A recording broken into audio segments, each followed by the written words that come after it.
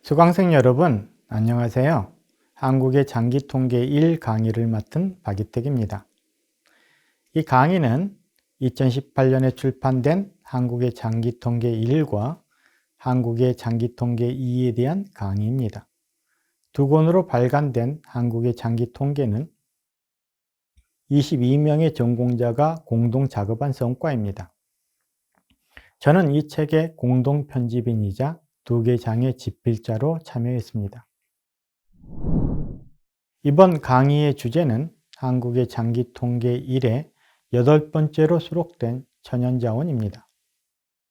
국민경제순환과 거시경제성과 모식도에서 국민경제순환은 생산물 시장과 생산요소 시장을 중심으로 이루어지는데, 생산물 시장은 경제활동의 일부로 천연자원 관련 산업을 포함합니다.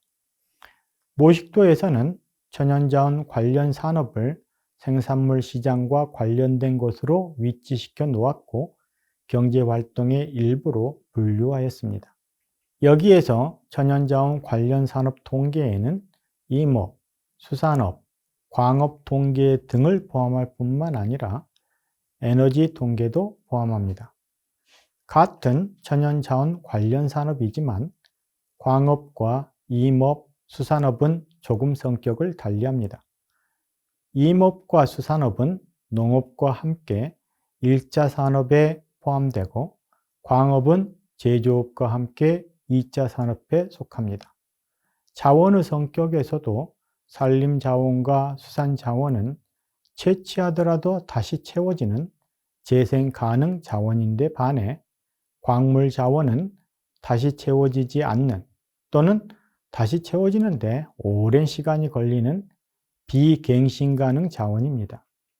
한국은 비록 천연자원이 풍부한 나라는 아니지만 근대적 경제성장은 자원을 효율적으로 사용하는 경제로의 전환을 의미하기 때문에 부족한 천연자원이지만 어떻게 개발되고 활용되는가를 고찰하는 것은 중요합니다. 수산업, 임업, 광업, 에너지 통계가 보여주는 천연자원 관련 산업과 에너지 경제의 변화를 파악하기 위해서는 우선 신뢰할 만한 관련 통계를 구축하고 이 통계에 대한 면밀한 검토가 이루어져야 합니다. 한국 경제 발전의 배경을 이야기할 때 흔히 천연자원의 부족함과 인적 자원의 풍부함을 대비시킵니다. 한반도나 근처 해저에서 경제성 있는 석유 자원은 아직 발견되지 않았고, 석탄은 가정용 연료로 사용할 수 있는 무연탄은 풍부했지만 산업용 유연탄은 이웃 일본과 달리 빈약했습니다. 철광석과 같은 것도 일부 국내에서 채굴되기도 했지만 대부분 수입에 의존해야 했습니다. 임산 자원 역시 마찬가지였습니다. 국토의 약 70%가 산림이라고는 하지만 경제 발전에 따라 늘어나는 목재 수요를 뒷받침하기에는 부족했습니다. 또한 임산물이 주된 난방 연료였던 시절에는 산림이 헐벗지 않도록 하는 이른바 산림 녹화가 정부의 중요 과제이기도 했습니다. 그나마 수산업은 삼면이 바다인 자연 환경의 혜택을 입어 국민들의 영양 섭취와 해외 수출을 통한 외화 획득에 일정 부분 기여한 것으로 평가할 수 있었습니다. 한국 천연자원 관련 산업이 걸어온 길은 부족한 천연자원을 보다 효율적으로 활용해가는 과정이었다고 할 수 있을 것입니다. 20세기 들어 광업권의 확립과 해외에 발달된 채굴 기술의 도입으로 광업 생산량이 늘어날 수 있었으며, 약탈적 채취에서 심고 가꾸는 임업으로의 전환을 통해 헐벗었던 산을 푸르게 하면서 동시에 목재 등의 생산을 확대시킬 수 있었습니다. 비교적 자원이 풍부한 수산업 역시 어업권의 법제화와 동력선의 도입, 양식 기술의 활용 등을 통해 발전해 왔습니다. 본책에서는 천연 자원에 대한 통계를 크게 4가지로 구분하여 제시하였습니다.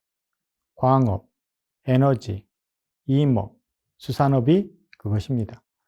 이 산업들은 각각 통계원이 다를 뿐만 아니라 통계 분류 체계도 다르기 때문에 각각을 따로 나누어 고찰하는 것이 더 바람직합니다.